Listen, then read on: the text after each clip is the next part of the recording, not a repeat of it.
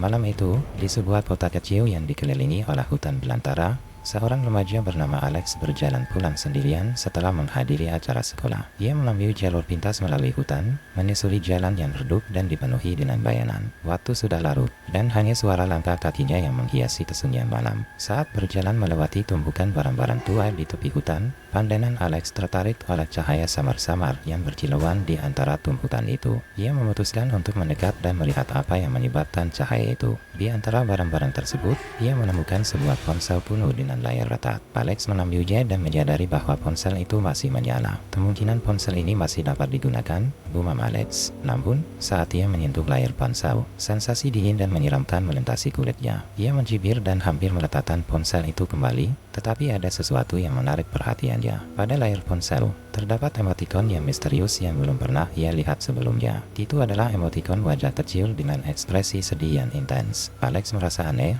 tetapi juga penasaran. Ia memutuskan untuk mencoba mengirim emotikon tersebut ke teman-temannya di daftar kontak ponselnya. Setelah mengirim emotikon itu, Alex hampir segera mendapat balasan dari salah satu temannya. Sarah, pesan itu hanya berisi satu kata. Siapa? Alex bingung. Dia bertanya kepada Sarah apakah dia mengirim pesan itu. Namun, Sarah membantah dengan tegas dan berkata bahwa dia tidak mengirimkan apa-apa. Alex merasa kebingungan semakin memuncak, tetapi dia memutuskan untuk mencoba lagi dengan mengirim emotikon yang sama ke teman yang lain. Kali ini, dia mendapat balasan dari teman lainnya. Mike, balasannya sama persis seperti yang diterimanya dari Sarah. Siapa? Situasi ini semakin aneh. Alex merasa ada yang tidak beres dengan emotikon ini. Namun, keingintahuannya yang besar membuatnya terus mencoba mengirim emotikon tersebut ke lebih banyak teman. Setiap kali dia melakukannya, pesan balasan yang misterius itu datang lagi, tetapi selalu berisi pertanyaan yang sama. Siapa? Perlahan-lahan, berita tentang emotikon misterius ini menyebar di kalangan teman-teman Alex. Mereka mulai mengira bahwa ini adalah lelucon atau trik dari Alex, tetapi dia bersikeras bahwa dia sama sekali tidak tahu apa yang terjadi. Semakin banyak teman yang ikut mencoba mengirim emotikon tersebut,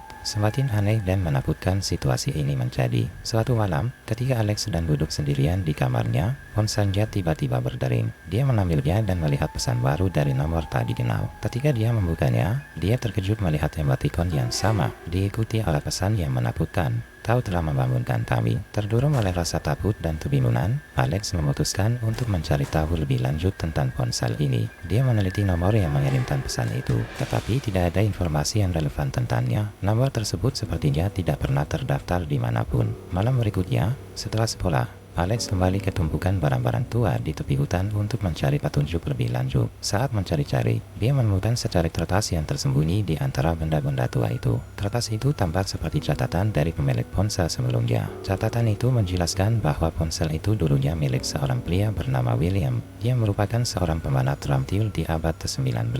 William memiliki bakat luar biasa dalam seni pemanahan dan menggunakan emotikon unik untuk berkomunikasi dengan saudaranya yang terlibat dalam perang. Namun, suatu hari, William terlibat dalam peristiwa tragis yang mengakibatkan kematiannya. Kematian William menimbulkan kutukan yang membuat rohnya terperangkap di dalam emotikon yang pernah ia gunakan dengan penuh kasih sayang. Sejak saat itu, ponsel itu berubah menjadi benda berhantu yang mencari pengguna baru untuk menghantui dengan pesan-pesan misterius. Tersentuh oleh kisah yang menyedihkan ini, Alex merasa tertantang untuk mengakhiri kutukan tersebut. Dia menyadari bahwa hanya ada satu cara untuk melakukan itu. Dia harus menemukan saudara William dan mengembalikan emotikon itu kepada mereka. Dengan bantuan teman-temannya, Alex mulai melakukan riset lebih lanjut dan akhirnya menemukan keturunan langsung William yang masih hidup. Mereka berangkat menuju rumah keluarga William yang berada di pedesaan. Ketika mereka tiba di sana, keluarga tersebut awalnya skeptis tentang kisah yang mereka ceritakan. Tetapi, ketika Alex menunjukkan emotikon misterius itu, keturunan William yang bernama Lucas tiba-tiba terperanah dan terisak. Dia mengakui bahwa dia telah mendengar kisah tentang kutukan itu dari leluhurnya dan bahkan mencoba mengungkapkannya, tetapi gagal. Alex meyakinkan Lucas bahwa mereka harus mencoba untuk mengembalikan emotikon itu kepada saudara William yang telah lama tiada. Bersama-sama, mereka memulai upacara khusus yang didasarkan pada catatan yang ditemukan Alex. Upacara ini meminta maaf atas kesalahan masa lalu dan menunjukkan rasa terima kasih atas cinta yang telah diberikan William kepada saudaranya. Saat upacara berlangsung,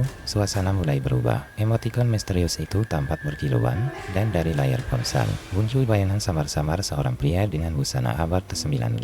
Alex, Lucas, dan keluarga William menyaksikan roh William muncul di depan mereka. William tersenyum dengan bahagia dan berbicara dengan bahasa pemanahan kuno. Meskipun mereka tidak mengerti sepenuhnya, mereka merasakan bahwa pesan William adalah ungkapan rasa syukur atas pembebasan rohnya. Dengan tulus, Alex mengucapkan selamat tinggal kepada roh William, dan emotikon misterius itu berubah menjadi emotikon wajah yang tersenyum. Kutukan itu akhirnya diputus, dan roh William diberi kesempatan untuk beristirahat dengan tenang. Setelah semua kejadian ini, Alex merasa lega dan bahagia bahwa dia telah berhasil mengakhiri kutukan dan memberikan kedamaian pada roh William. Dia juga belajar banyak tentang kekuatan cinta dan hubungan di antara keluarga. Alex tahu bahwa kisah ini akan selalu menjadi kenangan tak terlupakan dalam hidupnya dan mengajarkan nilai-nilai kebaikan, kesetiaan, dan keteguhan hati. Sejak saat itu, dia selalu mengingat pentingnya berhati-hati dengan barang-barang yang ditemukan.